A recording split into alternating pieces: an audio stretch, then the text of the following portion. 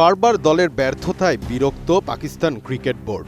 এবারও টি-20 বিশ্বকাপের সেমিফাইনালে উঠতে পারেনি পাকিস্তান। তার আগেই বিদায় নিতে হয়েছে তাদের। গ্রুপ পর্বে আবার হারতে হয়েছে ভারতের কাছে। তবে এবার আর হাত গুটিয়ে বসে থাকছে না পাকিস্তান ক্রিকেট বোর্ড। খারাপ খেলায় বোর্ডের শাস্তির মুখে পড়তে যাচ্ছে সালমান আলী আঘারা।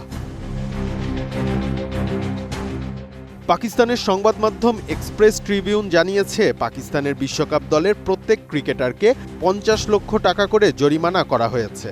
রিপোর্টে বলা হয়েছে, গত 15 ফেব্রুয়ারি ভারতের কাছে হারের পরেই এই সিদ্ধান্ত নিয়েছিল পাকিস্তান বোর্ড। কিন্তু অপেক্ষা করছিল তারা। যদি বাবর আফ্রিদিরা সেমিফাইনালে উঠতে পারতেন তাহলে হয়তো শাস্তি দেওয়া হতো না। কিন্তু সেটা না হওয়ায় শাস্তি দিয়েছে মহসান নাকভির নেতৃত্বাধীন বোর্ড। সাধারণত কোনো দল প্রতিযোগিতায় সফল হলে সে দেশের ক্রিকেট বোর্ড আর্থিক পুরস্কার দেয়। তাই ব্যর্থ হওয়ায় জরিমানা করা হয়েছে পাক ক্রিকেটারদের। বিশ্বকাপের এই পারফরম্যান্সের মূল্যায়ন করা হবে বলেও জানানো হয়েছে এই রিপোর্টে। এমনকি সালমান আলী আঘার অধিনায়কত্বে খুশি নয় বোর্ড। বাবর আজম, শাদাব খান ও শাহিন শাহ আফ্রিদির পারফরম্যান্সও প্রশ্নর মুখে। পাকাপাকিভাবে 3 সিনিয়র ক্রিকেটারকে টি-20 দল থেকে বাদ দেওয়ার সিদ্ধান্তও আসতে পারে। আমি বুঝি নির্মাণের শিল্প, সালাম স্টিল বোঝে ডিউরেবিলিটি। সালাম স্টিল, মোস্ট ডিউরেবল স্টিল। তবে পাকিস্তান বোর্ডের এই শাস্তির নির্দেশ নিয়ে উঠেছে একটি প্রশ্ন। পাক ওপেনার সাহিবজাদা ফারহান 6 ম্যাচে করেছেন 383 রান। বিশ্বকাপের সর্বাধিক রানের তালিকায় সবার ওপরে তিনি। সেই সাথে টুর্নামেন্টে 2টি শতরান করেছেন। দল ব্যর্থ হলেও সাহিবজাদা ফারহান নিজের দায়িত্ব পালন করেছেন। পাকিস্তানের যেটুকু সাফল্য এসেছে তার নেপথ্যে এই ওপেনার। তাহলে বাকিদের খারাপ খেলার দায় তাকেও কেন নিতে হবে? কেন জরিমানা দিতে হবে ফারহানকেও?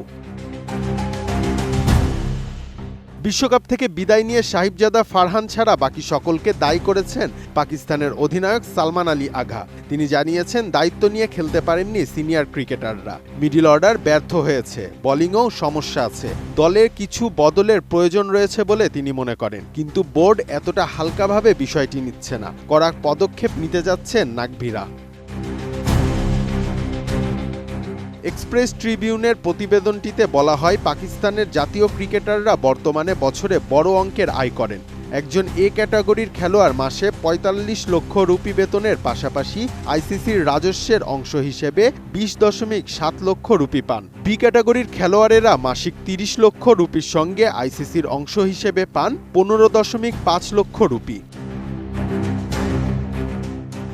এর বাইরে স্কোয়াডে থাকলে পাওয়া যায় ম্যাচ ফি। 2025 সালের 1 জুলাই থেকে 2026 সালের 30 জুনের চলমান কেন্দ্রীয় চুক্তিতে অবশ্য এ ক্যাটাগরির কোনো খেলোয়াড় নেই। তবে রিপোর্টে আরও বলা হয়েছে, আর্থিক জরিমানা ছাড়াও ক্রিকেটারদের ওপর আসতে পারে বড় কোনো শাস্তি।